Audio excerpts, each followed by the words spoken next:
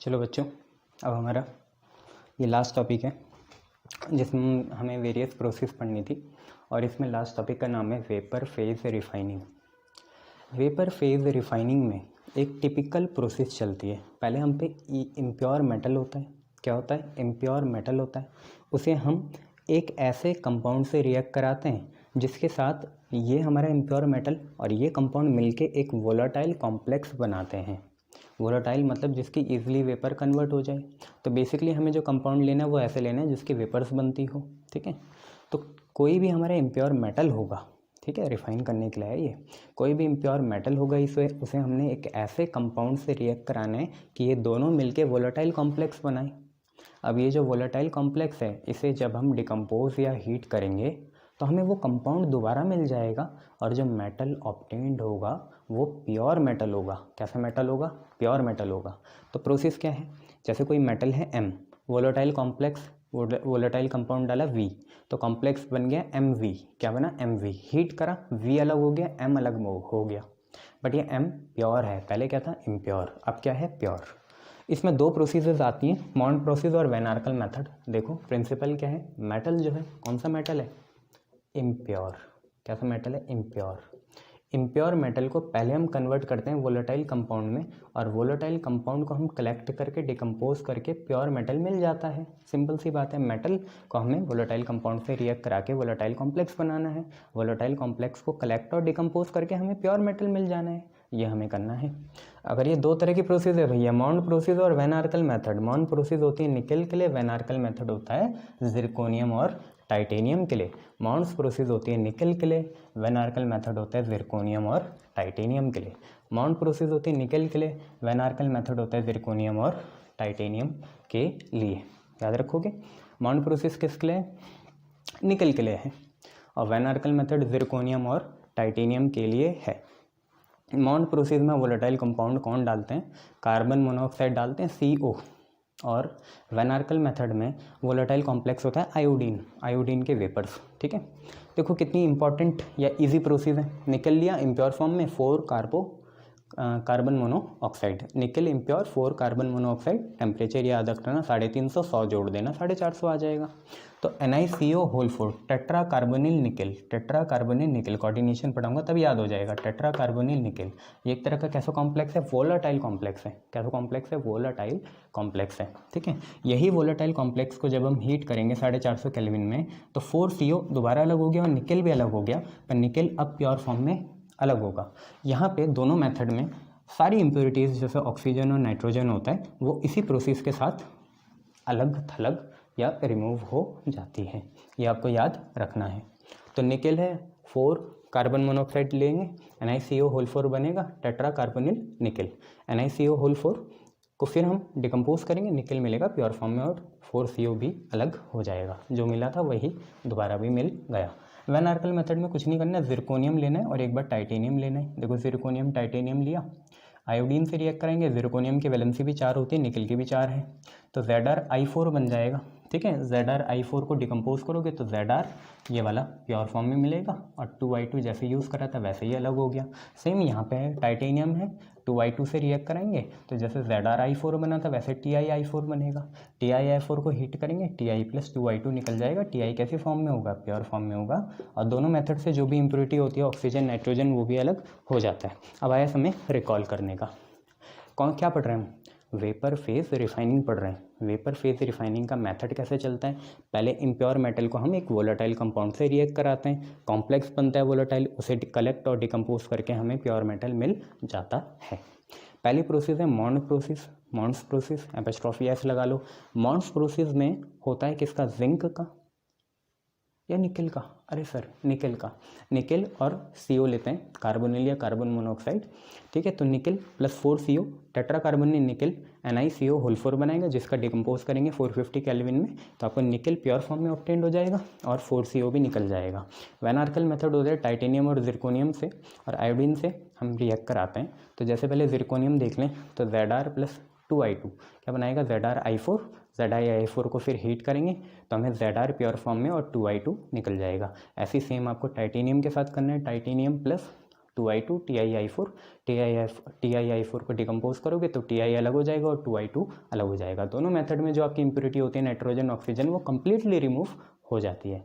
इसके बाद हमें कुछ कॉमन ओड्स पढ़ने, फिर हम फ्लो चार्ट्स की तरफ जाते हैं और चैप्टर को ख़त्म करते हैं। कॉमन ओड्स देखो क्या क्या है।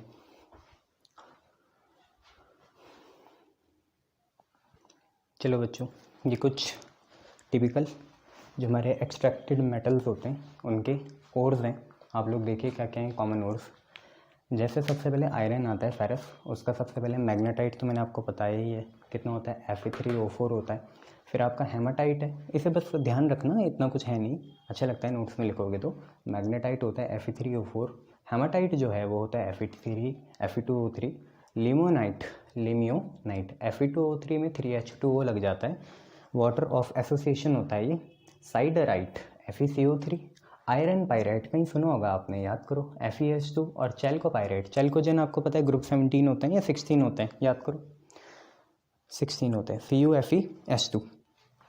ठीक है, तो आयरन का है मैग्नेटाइट Fe3O4 और हेमाटाइट है Fe2O3, लिमियोनाइट है Fe2O3.3H2O, siderite FeCO3, iron pyrite FeS2, चैल्कोपायराइट CuFeS2। एक ये याद रखना, ये याद रखना, लिखना सारे, ठीक है, आयरन पायराइट लिख लेना। जिंक का सबसे इंपॉर्टेंट जिंक ब्लेंड होता है, आपको पता ही है ZnS, ठीक है। जिंक ब्लेंड गैलेना नहीं होता बेटा, PbS होता है वो। जिंसाइट ZnO, कैलामाइन ZnCO3, ये तो आपका अभी आया भी था, कहाँ पढ़ा था, कार्बोनेट आपने कैल्सिनेशन में पढ़ा था, वहाँ पे याद रखना। फ्रैंकलाइट ZnO, फ्रैंकलिनाइट वही होता है जिंसाइट के जैसे। विलेमाइट Zn2SiO4 और स्पाइनल ZnAl2O4। एल्यूमिनियम का आपको एक इंपॉर्टेंट पता है, बॉक्साइट Al2O3.2H2O। सर बक्सर जिला है वहाँ से है ये, हाँ वो अलग बात है, एल्यूमिनियम वहाँ मिलता है पर बॉक्साइट वो नहीं है, उसके नाम पे नहीं है। Al2O3.2H2O ये मैंने इंपॉर्टेंट, ये और तो नहीं है, हालांकि एक याद रखना, अगर Al2O3 अलग अकेला होता है तो उसे बोलते हैं एलुमिना। क्या बोलते हैं, एलुमिना। अब क्रायोलाइट Na3AlF6, ये आपने जो पढ़ा था क्रायोलाइट Na3AlF6 जो आपको लिखा दिया है मैंने यहाँ, क्यों लिखा है देखो, क्रायोलाइट का आपने पढ़ा था, what is the role of cryolite, है ना, इन द बॉक्साइट प्रोसेस। क्या होता है याद करो, क्रायोलाइट क्या होता है, जो हमारा स्लैग होता है, स्लैग या जो ये चीज़ है एलुमिना, इसे क्या बनाता है, कंडक्टिंग बनाता है। क्या बनाता है, कंडक्टिंग बनाता है, इसलिए इसे यूज़ करते हैं, ये आप याद रखना। ये और नहीं ऐसे लिख दे क्रायोलाइट आपके लिए। सिल्वर का सबसे मेन है अर्जेंटाइट Ag2S, गैलेना वैसे तो लेड का होता है पर PbS में सिल्वर भी आ रहा, नहीं गैलेना मेरे हिसाब से PbS होता है, हाँ थोड़ा ट्रेसिंग में होता है इसमें सिल्वर, हाँ एस सल्फर है बेटा, पर सिल्वर थोड़ी सी होता है इसमें, ट्रेसिंग में निकाल सकते हैं इसे। पायरागिनाइट पायरागिराइट, हाँ पायराग्रीराइट 3Ag2S Sb2 एंटीमनी 2S3 और यह स्ट्रोमीराइट CuAg2S। ठीक है, तो यहाँ अर्जेंटाइट याद रखना, बस एक ही है। कॉपर का तो मेन है चाल्कोपायराइट और चाल्कोसाइट। ये क्या था भाई, पायरारीग्राइट, ठीक है, पायरारीग्राइट। चाल्कोपायराइट याद रखना CuFeS2 होता है, चाल्कोसाइट Cu2S और मेलासाइट वैसे तो ये ग्रीन कलर का होता है CuCO3.CuOH याद रख लेना। तो ये सारे लिख भी लोगे तो बढ़िया रहेगा। अब हम देखेंगे टाइप्स ऑफ आयरन कितने तरह के होते हैं, आयरन कितने तरह के मिलते हैं हमें, और फिर आगे बढ़ा जाएगा। आयरन कितने तरह के होते हैं वो भी देख लेते हैं। चलिए बच्चों, ये हम पे टाइप्स ऑफ आयरन है। तो एक भट्टी होती है, भट्टी क्लीन जिसे बोलते हैं ब्लास्ट फर्नेस, उसमें हम आयरन बनाते हैं, ठीक है। उसके ओर से हेमाटाइट मैग्नेटाइट से, उनसे सबसे पहले ब्लास्ट फर्नेस बोलते हैं उस भट्टी को। जो सबसे पहला हमें आयरन ऑब्टेन्ड होगा उसे बोलते हैं पिग आयरन। बहुत बेकार होता है ये, इतना अच्छा नहीं होता, ठीक है। पिग आयरन वो आयरन है जो हमें ब्लास्ट फर्नेस से ऑब्टेन्ड होगा। लगभग इसमें आयरन का कंटेंट होता है 93%, बाकी 5% क्या होता है, कार्बन होता है, ठीक है। तो 93 और 5 क्या हुआ 98, बाकी 2% इम्प्योरिटी होती है। इम्प्योरिटी में सिलिकॉन, मैंगनीज या फॉस्फोरस हो सकता है। तो पिग आयरन वो आयरन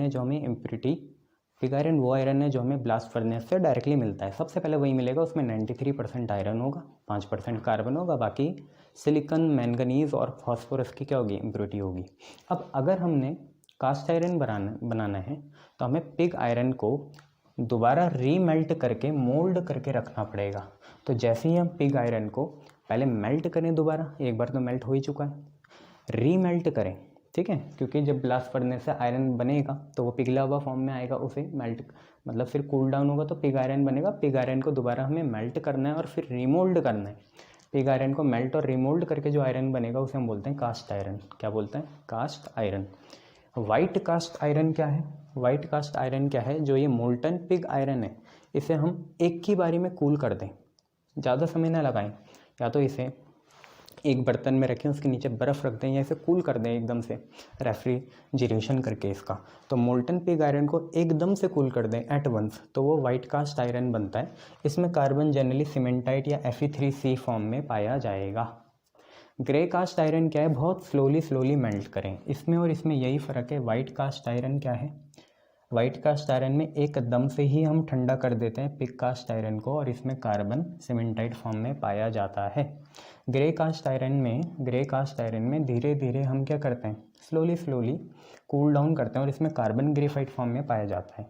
यहाँ पे स्लोली हम मेल्ट करेंगे मोल्टन पिग आयरन को ग्रे कास्ट आयरन में, और यहाँ पे कार्बन ग्रेफाइट फॉर्म में पाया जाएगा, जबकि वाइट कास्ट आयरन में एकदम से हम कूल करेंगे और यहाँ पे कार्बन सीमेंटाइट फॉर्म में पाया जाता है। सर ये तो हमें समझ में आ गया, वाइट कास्ट में एकदम से कूल करने और इसमें कार्बन जो है सीमेंटाइट फॉर्म में पाया जाएगा, और ग्रे कास्ट आयरन में हमें स्लोली कूल करना है और यहाँ पे कार्बन ग्रेफाइट फॉर्म में पाया जाएगा। बट ये तो बताओ कास्ट आयरन बना कैसे? तो जो हमारा पिग आयरन था, जो हमें सीधा ब्लास्ट पड़ने से मिलेगा, उसे हमें दोबारा रीमेल्ट करके क्या करना पड़ेगा? मोल्ड करना पड़ेगा। अगर हमने रीमेल्ट करके मोल्ड करा एकदम से ही कूल करके, एट वंस कूल करके, तो उसे हम बोलते हैं वाइट कास्ट आयरन, और उसमें कार्बन सीमेंटाइट फॉर्म में मिलेगा। बट हमने स्लोली अगर उसे कूल करा तो उसमें कार्बन ग्रेफाइट फॉर्म में मिलेगा, और उसे हम ग्रे कास्ट आयरन कहेंगे। ठीक है, ये आप लोग याद रखिएगा। क्लियर? शाबाश।